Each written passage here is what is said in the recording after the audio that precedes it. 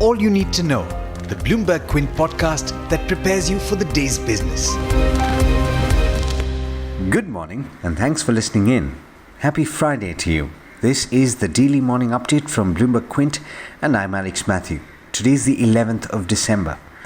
India's COVID-19 active cases remained below the 4 lakh mark for the fourth day in a row, in a positive sign for the country, even as several countries globally are rushing forward with inoculation drives to contend with a deadly second wave of the virus. There were less than 32,000 cases added in India in the 24 hours to 8 a.m. yesterday. In the top news, Brent crude overnight breached the $50 to the barrel mark as signs of progress on another US fiscal stimulus package raised hopes for a boost in demand. Futures in London rose as much as 4.4% at one point to almost $51 to the barrel for the first time since March. As of this morning, Brent had settled at $50.4 to the barrel. The positivity on the stimulus measures in the US came after Treasury Secretary Steven Mnuchin said that progress was being made on an agreement. Speaking of stimulus, the European Central Bank escalated its campaign to shield the Eurozone from a possible double-dip recession with another burst of monetary policy stimulus, while cautioning that it may not deploy all of the new firepower. The additional envelope of 500 billion euros in bond buying approved at the meeting yesterday need not be used in full, ECB President Christine Lagarde said at a news conference yesterday, and that is if favorable financing conditions can be maintained. Back home, the ongoing court battle between the Tatas and the Mistries rumbles on. The Cyrus Mistry side argued in the Supreme Court that he was trying to ensure that Tata Sons is run as a board-managed company. Senior advocate C.A. Sundaram, who began arguments on behalf of Mistry in the second half yesterday, said Tata Sons was being run in a manner that was prejudicial not just to minority shareholders but to the company itself. For all the arguments that were made yesterday, do look up the story on the website bloombergquint.com. In more international news, UK Prime Minister Boris Johnson has said that there is a strong possibility that the UK will fail to strike a post-Brexit trade agreement with the EU. Johnson said now is the time for businesses and the public to prepare for that outcome, although negotiators would continue talks. He added that negotiations were not yet there at all.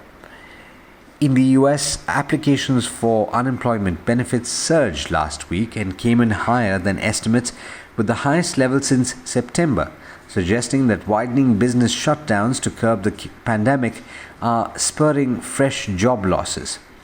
Initial jobless claims in regular state programs rose by 137,000 to 853,000 in the week ended the 5th of December, according to data released by the Labour Department. On an unadjusted basis, the figure increased by almost 229,000. Do remember, though, that the prior week included Thanksgiving, and data tends to be volatile around holidays. In international markets, US equities ended mixed, with the Dow and the S&P 500 losing about 0.2 and 0.1% respectively. The Nasdaq, though, rose by just about 0.5%. In the Asia-Pacific region too, it's a mixed start to trade, with 2 of the 3 early risers starting off in the red. And with that, it's over to Hormuz Fatakia for the trade setup for the day in India. Morning, Hormuz. How are we looking today? Good morning to you, Alex, and to those tuning in as well. Markets took a break on Thursday with the multi-day winning streak of both the Sensex and the Nifty coming to an end. But when most indices took a breather, it was the FMCG index that stepped up its game. The index gained close to 3% on Thursday and ended at an all-time high. The final trading day of the week, so let's take a look at what's in store for you today. First up, an update on the IRCTC OFS. The non-retail portion received bids for 198% of the total shares on offer. This even as the stock fell over 10% which was its biggest single-day drop on record. The government has announced that it will exercise its oversubscription option to sell another 5% stake in the company. The OFS for retail investors opens today. While IRCTC's OFS received a strong response, it was not quite the same for the OFS of Federal Mughal Gazette. The non-retail issue saw demand for just over 17,000 shares as compared to the 1 crore shares on offer. The OFS for retail subscribers too opens today.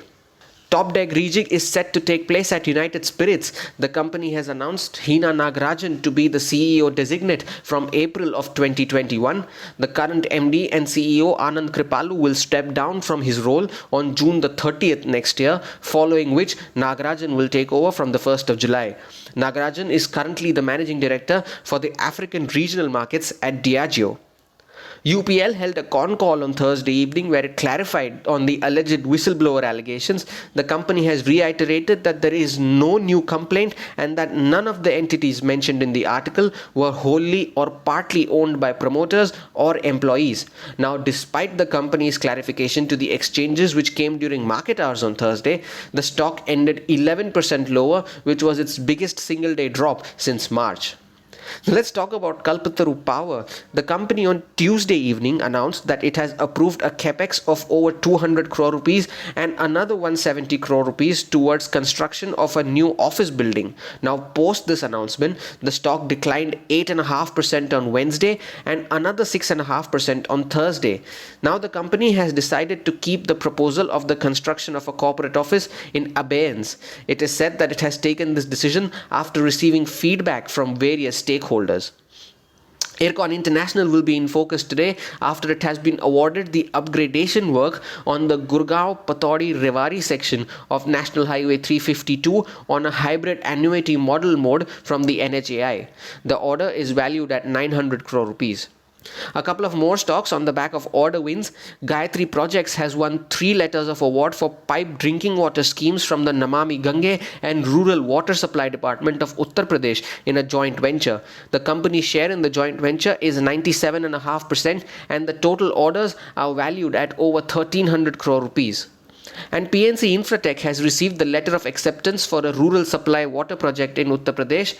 The approximate value of the project is pegged at 952 crore rupees. Keep a watch on ONGC in today's session, where Morgan Stanley has upgraded the stock to overweight from equal weight and has also raised its price target to 115 rupees from the earlier 84 rupees. For today's session, Canara Bank is back at the F&O ban, and speaking of Canara Bank, the board has approved the QIP issue price at 103.5 rupees a share. This was also the floor price of the QIP issue.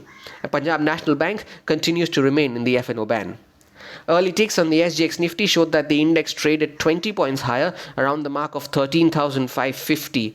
Now, as of closing on Thursday, the Sensex and the Nifty are both trading with gains for the week. This will result in a 6th straight weekly advance, which will be the longest weekly winning streak since July this year.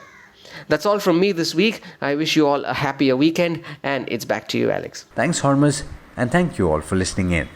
This is Alex Matthews signing off. Have a great weekend. I hope you enjoyed listening to All You Need to Know. Did you know that you can listen to the show on the IVM Podcast app? On the IVM Podcast app, along with this, we have a number of other shows which you think you'll enjoy. Listen to Cyrus Says with Cyrus Brocha as the host. Listen to Paisa Vaisa with Anupam Gupta. The Scene and the Unseen with Amit Verma, or Shunya One hosted by Shiladitya Mukhopadhyay and myself.